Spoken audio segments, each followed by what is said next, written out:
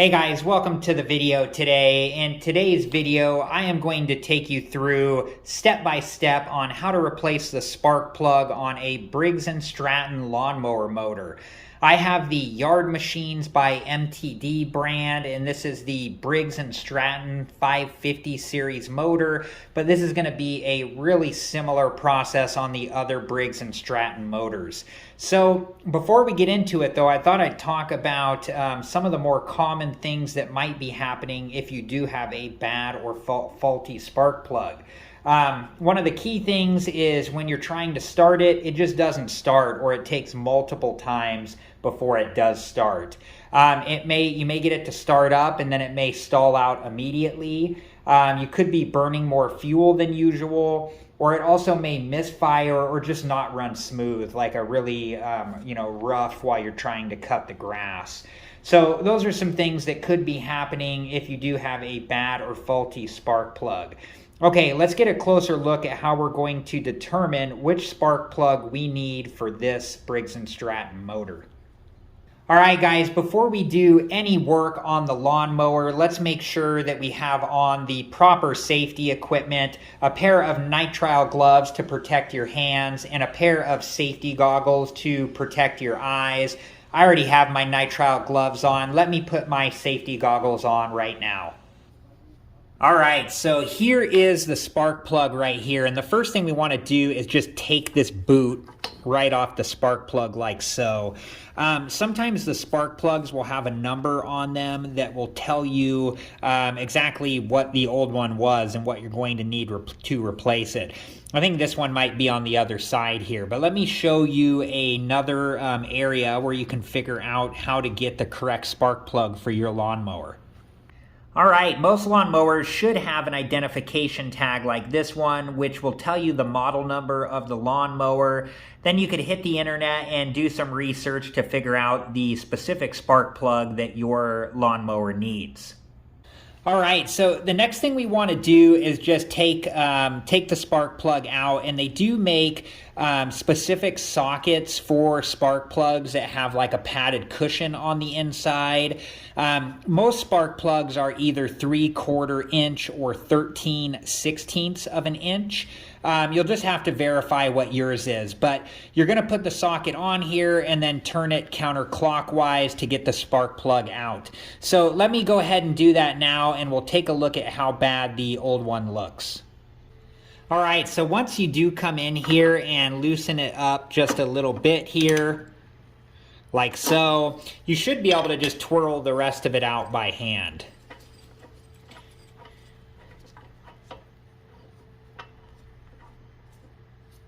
All right, guys, so here are the old and the new spark plugs, and you notice right away that the old one is in bad shape and did need to be replaced.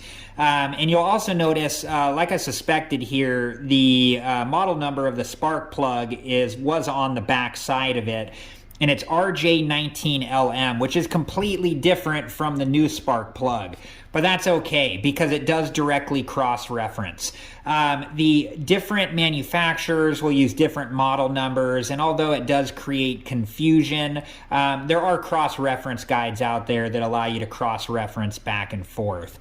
Okay, let's go ahead and get a closer look at the new spark plug, and we're going to talk about the electrodes here. They're supposed to come pre-gapped most of the time, and we're going to talk about that a little bit now.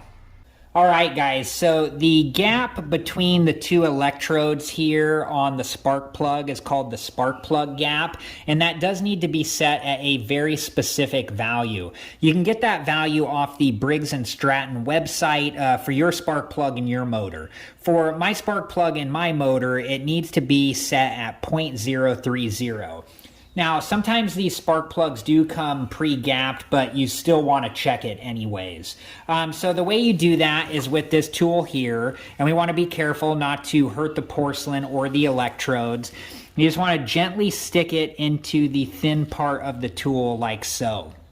And then you're going to move it along until you get resistance and it stops. You don't want to force it any further than that. And you can see that this is below the 0.030 value that we need. So we're going to move it back to the thin part and take it out. And then the way that we open this up is through the circle part, the inner circle part of this tool. And you just stick this in here like so, and doing all this gently, and you just want to move it up, the back of the tool up, and you're spacing that top electrode away from the center electrode, and then just gently remove it.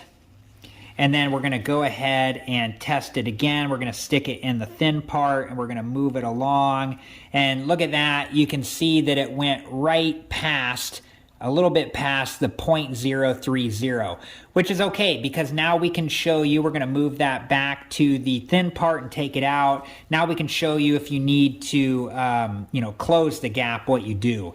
You actually just use the tool itself, and you just apply pressure to the top electrode there to get it to go back down a little bit, and we were pretty close, so I think this is going to be good. We stick it back in the thin part of the tool, and then move it along like so, and look at that, we are right at the 0.030. So let's go ahead and get this spark plug in the lawnmower. All right, guys, it is time to put the spark plug in, and just make sure this washer is still on there and has not fallen off. And we're just gonna gently put it in here and twist it in and get it hand tight, and just be careful not to damage the porcelain part. And the Briggs and Stratton website, it does say that you don't want to over tighten these, and that 15 foot-pounds is the maximum. So I am using a torque wrench, which I have to set to 10 foot-pounds to be safe. Let me show you the torque wrench I'm using now.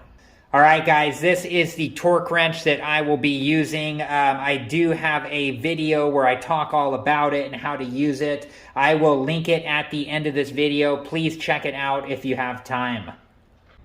Okay, so now let's go ahead and tighten this in, and we're just going to gently put this over here like so, and we're just going to tighten it until we hear the torque wrench click.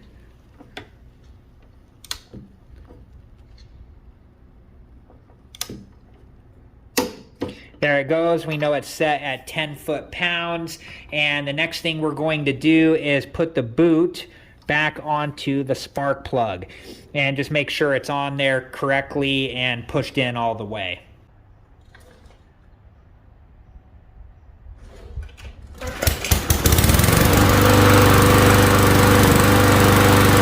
All right, guys, well, I hope that helped you out. I hope that gave you a good step-by-step on how to replace the spark plug in your Briggs and Stratton lawnmower. I appreciate you guys. Please like, subscribe, and comment, and I hope to see you guys in the next video. Have a good one. Thank you guys for watching. Please like, subscribe, and comment, and if you have the time, check out these other great videos.